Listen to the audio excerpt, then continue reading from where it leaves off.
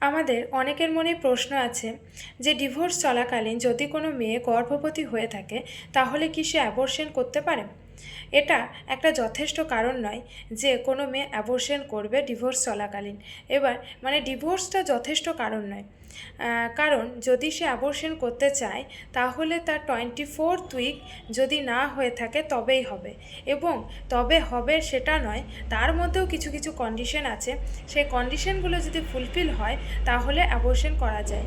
যেমন যদি সে মেয়েটির জীবন এমন কোনো একটা পজিশনে পৌঁছাতে পারে ডেলিভারির সময়, বা যদি সেই শিশুটি জন্মগ্রহণের পর বেশি দিন বাঁচতে না পারে, সেরকম যদি কোনো কারণ হয়ে থাকে তাহলে কিন্তু অ্যাবর্শন করা যায়, অর্থাৎ মেডিকেল সার্টিফিকেট দ্বারা অ্যাবর্শন করা যায়।